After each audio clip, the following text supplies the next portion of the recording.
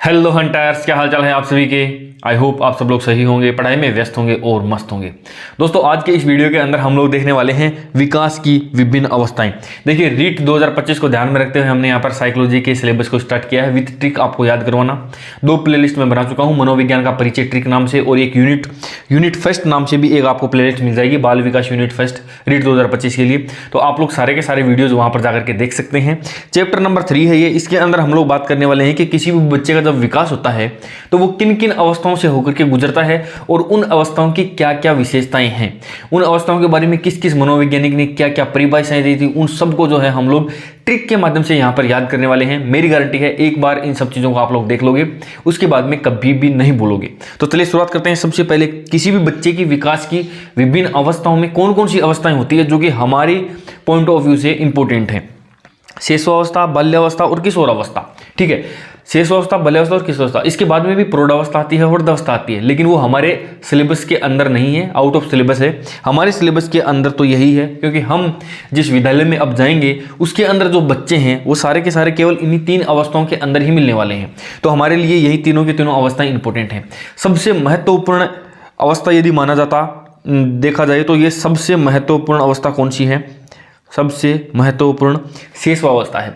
अध्ययन की दृष्टि से हम लोग इसको मान लेते हैं 0 से 5 वर्ष। अलग अलग क्वेश्चन के ऑप्शन के हिसाब से भी अपन देखेंगे, अभी आगे जब क्वेश्चन आएगा तो आपको पता लग जाएगा। ठीक है, कई जगह पे ये 0 से 6 वर्ष भी कई जगह पे आपको देखने को मिल जाता है। तो अब अपन लोग शुरुआत करते हैं सबसे पहले शिशुअवस्था की। शिशुअवस्था के बारे में किस किस मनोवैज्ञानिक ने क्या क्या परिभाषाएं दी थी, सबसे पहले तो मैं आपको ट्रिक के माध्यम से उन परिभाषाओं को याद करवाता हूँ। देखिए, इतनी सारी परिभाषाएं हैं, अभी और भी है आगे, उनको याद कैसे करना है वो देखिए।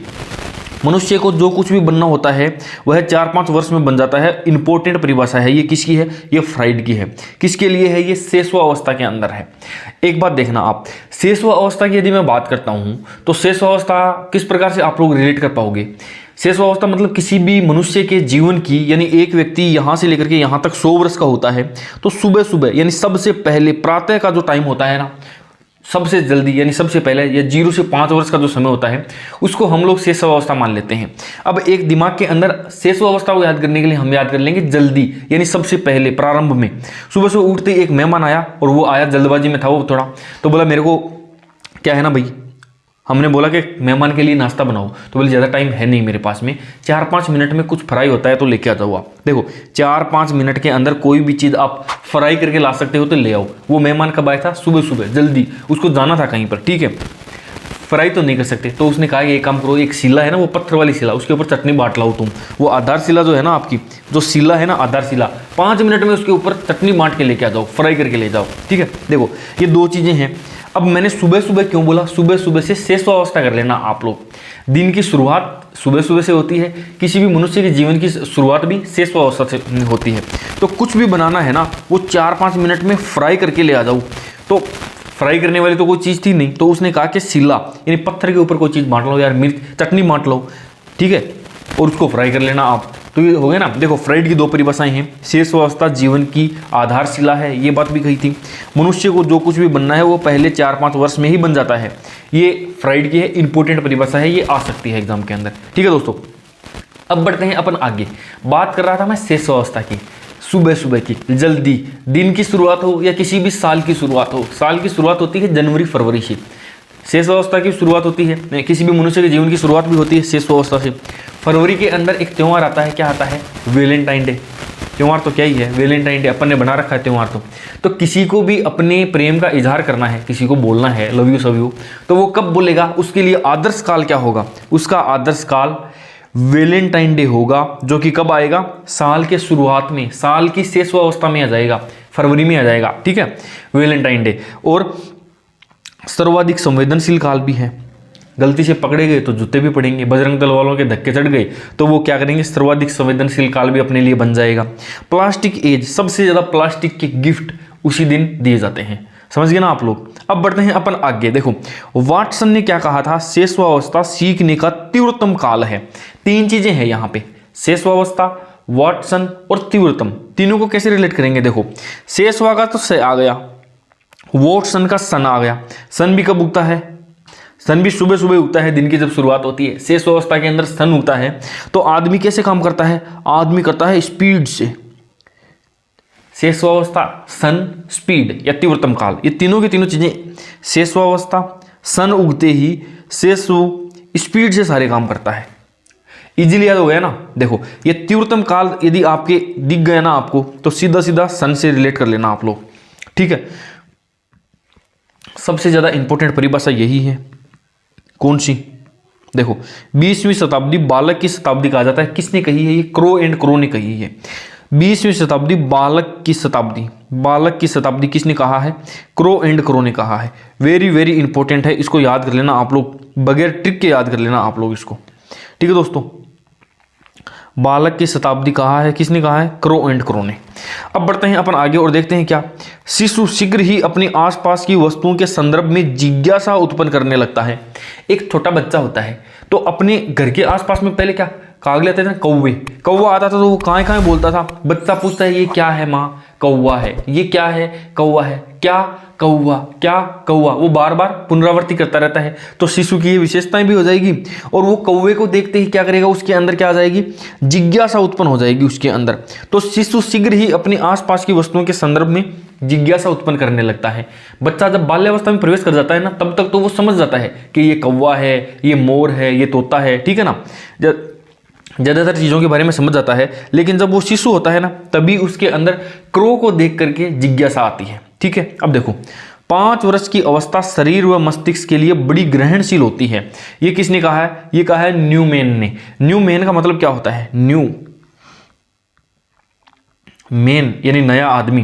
तो डॉक्टर्स या वैज्ञानिक कोई नया आदमी बनाएंगे ना, तो उनको सबसे ज़्यादा प्रॉब्लम किस चीज़ में आएगी? उसका शरीर और दिमाग बनाने में। देखो शरीर तथा मस्तिष्क बनाने में शुरुआत के 5 साल में न्यूमैन यानी नया बच्चा पैदा होता है ना, शिशु जब पैदा होता है तो वो न्यूमैन ही होता है, एक नया आदमी ही तो पैदा होता है वो। और उसके लिए सबसे इंपॉर्टेंट या सबसे संवेदनशील चीज़ क्या होती है? शरीर और उसका मस्तिष्क। शुरुआत के 5 वर्ष में पूरा ध्यान रखा जाता है बच्चा कहीं खाट से नीचे नहीं गिर जाए, चलता चलता गिर जाए तो उसके कहीं शरीर पर या उसके दिमाग में या मस्तिष्क में कहीं चोट नहीं लग जाए। कोई ज़्यादा बकवास करता है, अपन बोलते हैं ना क्या तेरे को बचपन में चोट लग गई थी क्या दिमाग में? तो ये कब? ये शिशु अवस्था के अंदर ही होता है ना। उसकी मस्तिष्क और शरीर, न्यूमैन के मस्तिष्क और शरीर वेरी वेरी इंपॉर्टेंट होते हैं या संवेदनशील जगह होती है, ठीक है। अब देखो बालक प्रथम 6 वर्षों में बाद के 12 वर्षों से दुगना सीख जाता है। ये बात किसने कही है? गेसेल ने कही है। अब गेसेल से देखो दुगना सीख जाता है। गेसेल आपने देखा होगा आजकल गाड़ियाँ किस में चलती है? गैस से चलती है ना, सीएनजी से चलती है, गैस से चलती है।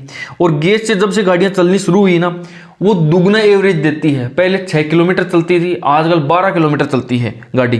पहले 6 किलोमीटर चलती थी और आजकल पूरे के पूरे 12 किलोमीटर, यानी दुगना माइलेज गैस की वजह से दुगना माइलेज देती है, ठीक है।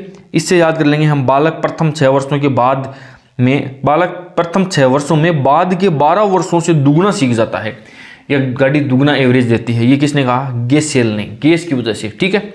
बालक के जन्म के कुछ समय बाद ही यह निश्चित किया जा सकता है कि जीवन में उसका क्या स्थान है।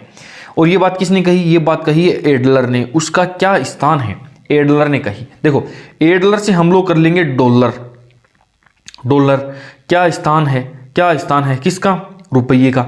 हम लोग डेली पूछते रहते हैं ना कि डॉलर के सामने रुपये का क्या स्थान है, कौन से नंबर पे चल रहा है अभी, कितना नीचे और गिरा, क्या उसका क्या स्थान है? एडलर। एडलर से कर लेंगे डॉलर और डॉलर के सामने रुपये का क्या स्थान है। इजीली में याद हो गया ना। देखो कितनी परिभाषाएं हो गई, 1 2 3 4 5 6 7 8 9 10 परिभाषाएं शेष अवस्था से संबंधित ट्रिक के माध्यम से मैंने याद करवा दी है। पूरे चांस है कि यहीं से आई, क्योंकि यही परिभाषाएं पहले आ चुकी हैं।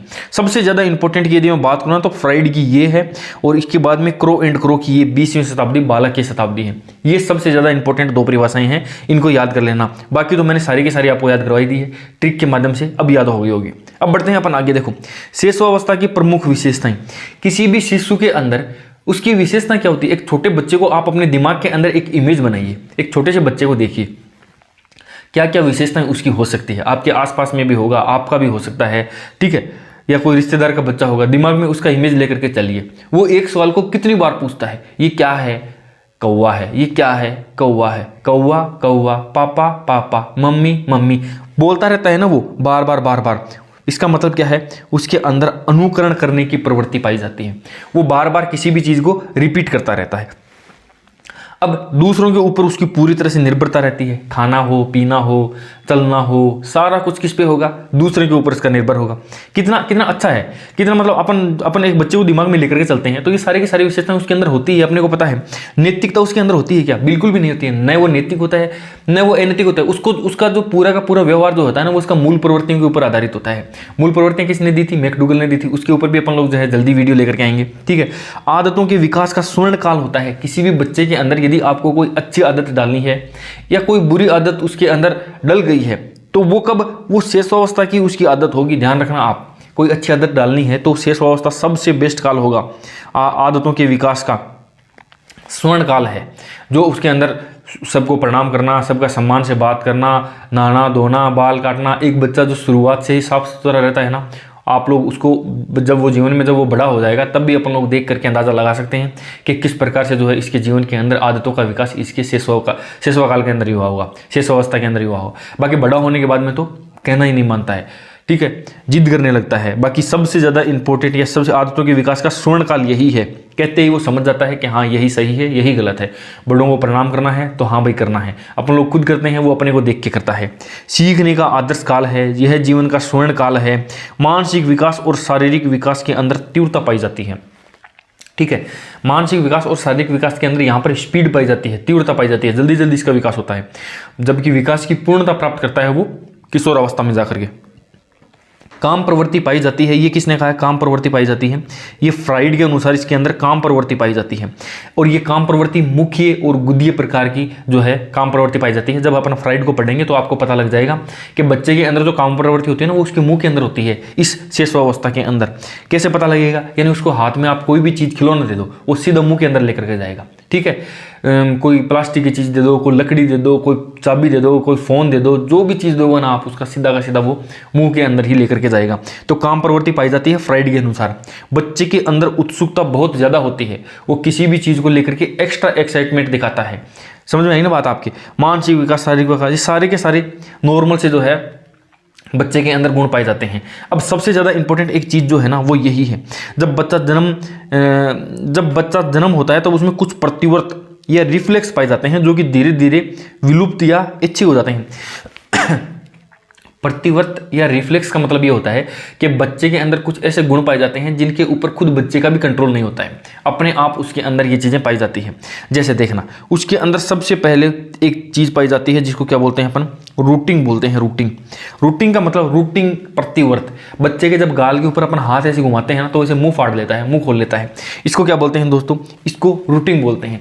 अब उसकी इच्छा नहीं है, उसके बावजूद भी ये बच्चे के अंदर ये प्रतिवर्त या रिफ्लेक्स पाए जाते हैं। और वो चाहे वो मुंह खोलना चाहे या नहीं चाहे, लेकिन ऐसे हाथ गाल के ऊपर हाथ घुमाते ही उसका मुंह अपने आप खुल जाता है।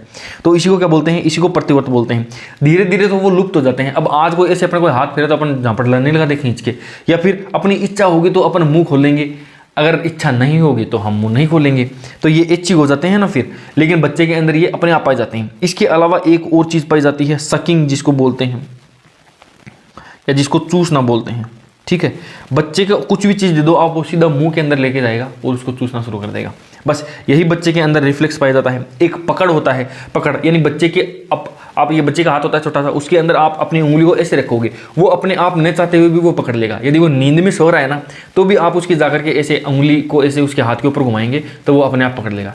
और जैसे जैसे बच्चा बड़ा होता जाएगा ना, फिर उसकी इच्छा होगी तो वो पकड़ेगा, अगर इच्छा नहीं होगी तो वो नहीं पकड़ेगा।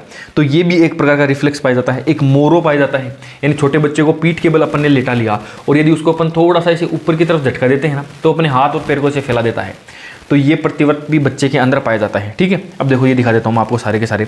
रूटिंग, बच्चे को गाल को स्पर्श करने पर वह अपना मुंह अपने आप खोल लेता है, छोटे बच्चे को, ठीक है। सकिंग, मुंह में कोई भी वस्तु आने पर चूसना प्रारंभ कर देता है, बाद में यह ऐच्छिक हो जाती है। इच्छा होगी तो वो चूसेगा, नहीं होगी तो नहीं चूसेगा। पकड़ना, हथेली पर उंगली रखने पर उसे अपनी मुट्ठी में बंद कर लेना, 8 से 10 महीने बाद प्राय यह अपने आप या ऐच्छिक हो जाती है, ठीक है। मोरो, पीठ के बल उठाने के बाद यदि बालक को हल्का सा भी झटका दिया जाता है तो वह अपने हाथों को फैला देता है। चलना, जब बच्चे को सहारा दिया जाता है तो वह अपने आप चलना प्रारंभ कर देता है। बच्चे को थोड़ा सा आप ऐसे उठाओगे ना, ऐसे उंगली भी पकड़ लिया ना, तो वो अपने आप ही चलना प्रारंभ कर देगा, वो न चाहते हुए भी चलना शुरू कर देता है। और धीरे धीरे धीरे धीरे वो सब चीज़ें उसके अंदर जो है ऐच्छिक हो जाती है। ये सारी की सारी किसके अंदर पाई जाती है खासियत? एक शिशु के अंदर पाई जाती है, उसकी शेषावस्था के दौरान। यही था शेषावस्था के अंदर। बाकी जितनी भी चीज़ें और इंपॉर्टेंट चीज़ें रहेगी ना, तो मैं MCQs के अंदर डाल करके ले करके आता रहूँगा। देखो इंपॉर्टेंट क्वेश्चन देखिए आप MCQs। शेषावस्था की जो है विशेषता नहीं है। शारीरिक विकास की तीव्रता ये तो होती है, दूसरों पर निर्भरता ये भी होती है, नैतिकता का होना ये नहीं होता है, मानसिक विकास की तीव्रता ये भी होती है। ऑप्शन नंबर 3 हमारा राइट आंसर हो जाएगा। ये रीट 2015 में आया हुआ क्वेश्चन है। ठीक है, किसने शिशुओं के मस्तिष्क को खाली स्लेट किसने माना? जिसको क्या बोलते हैं अपन, टेबुला रासा भी जिसको बोला, किसने बोला दोस्तों? ये बोला था जॉन लोक ने। ये एच-टेट के अंदर आया हुआ था 2021 के अंदर। वापस रिपीट भी हो सकते हैं ये क्वेश्चन। अब बढ़ते हैं, बाल विकास की संपूर्ण अवधि में मानसिक विकास की गति सर्वाधिक तीव्र किस अवस्था में? मानसिक विकास की गति, देखो यहां पर गति की बात की जा रही है, स्पीड की बात की जा रही है, तो ये होगी शेषावस्था के अंदर ही। अगला क्वेश्चन देखना आप, देखो किस अवस्था में बुद्धि का अधिकतम विकास होता है? ये कब होगा दोस्तों? किशोरावस्था के अंदर होगा। अधिकतम यानी वो अपनी मैक्सिमम स्ट्रेंथ को प्राप्त कर लेता है। ये कब होता है? ये किशोरावस्था के अंदर होता है। दोनों क्वेश्चंस के अंदर बहुत ही माइनर सा डिफरेंस है। यहाँ पर विकास की गति यानी स्पीड यानी तेजी से हो रहा है, और ये यहाँ पर जो है अधिकतम विकास को जो है वो प्राप्त कर लेता है। तो थोड़ा सा डिफरेंस है, ध्यान रखना। क्वेश्चन की लैंग्वेज को आप लोग इंपॉर्टेंस देना वहां पर। शिशु का अधिकांश व्यवहार किसके ऊपर आधारित होता है? मूल प्रवृत्तियों के ऊपर, वास्तविकता के ऊपर, नैतिकता के ऊपर, ध्यान के ऊपर। बच्चे में नैतिकता नहीं होती है, बच्चा वास्तविक भी नहीं होता है, ध्यान भी नहीं होता है। उसका सारा का सारा व्यवहार जो होता है वो उसकी मूल प्रवृत्तियों के ऊपर आधारित होता है। जीवन का सबसे महत्वपूर्ण काल शेषावस्था भी होती है। उसी दौरान हम किसी भी प्रकार की आदतों का विकास भी कर सकते हैं। बच्चे के लिए स्वर्ण काल भी यही है। ठीक है, आदर्श काल भी। आदर्श काल किसने कहा था? देखो महत्वपूर्ण काल ये यहाँ पर है। आदर्श काल किसने कहा था? वो भी देखो ये आ गया। नेक्स्ट क्वेश्चन क्या बोलता है? शेषावस्था सीखने का आदर्श काल है। किसने कहा दोस्तों? ये Valentine, Vygotsky, fried, crow and crow. Valentine ने। किसी भी व्यक्ति को प्रपोज करने का सबसे शानदार टाइम कब होता है? आदर्श काल कब होता है? Valentine day. तो वेलेंटाइन कब ये शेषावस्था के दौरान आता है। ठीक है, 20वीं शताब्दी को बालक की शताब्दी किसने कहा? ये कहा क्रो एंड क्रो ने कहा। असंगत है। देखो संज्ञानात्मक विकास का सिद्धांत जीन पियाजे ने दिया था। इन सबको भी मैं ट्रिक के माध्यम से अभी कंटिन्यू लेके आएंगे। पहले बाल्यावस्था हो जाता है, शेषावस्था के बाद में बाल्यावस्था, किशोरावस्था, और उसके बाद में हम इन सारे के सारे सिद्धांतों को पढ़ने वाले हैं। मनोलैंगिक सिद्धांत फ्राइड ने दिया था। मनोसामाजिक सिद्धांत ये नहीं दिया था दोस्तों, ये दिया था वाइगोत्स्की ने। और नैतिक विकास का सिद्धांत भी कोहलबर्ग ने दिया था। तो यहाँ पर तीसरा आंसर जो है अपना राइट हो जाएगा। अब देखो मैंने शुरुआत में कहा था 0 से 5 वर्ष, और यहाँ पे यदि आप क्वेश्चन देखोगे ना, सी-टेट सितंबर 2015 के अंदर ये क्वेश्चन आया हुआ है। जन्म से 1 वर्ष तक, जन्म से 2 वर्ष तक, जन्म से 3 वर्ष तक, 2 से 3 वर्ष तक। तो यहाँ पर राइट आंसर क्या हो गया? जन्म से 2 वर्ष तक। मैंने आपको कहा था कि 0 से 5 वर्ष तक। यदि ऑप्शन के अंदर यहाँ पर ये सारे के सारे नए आकर के 0 से 5 वर्ष, 0 से 6 वर्ष, 6 से 12 वर्ष, कुछ इस प्रकार से आ जाता ना, तो फिर अपन क्या करते? 0 से 5 वर्ष तक करते, जन्म से 5 वर्ष तक हो जाता फिर वहाँ पर। तो ये कुछ इस प्रकार से है। क्वेश्चन के 4 ऑप्शंस के हिसाब से भी अपने आंसर कई बार चेंज हो जाते हैं। क्वेश्चन की लैंग्वेज के हिसाब से भी हमारे आंसर जो है वो चेंज हो जाते हैं।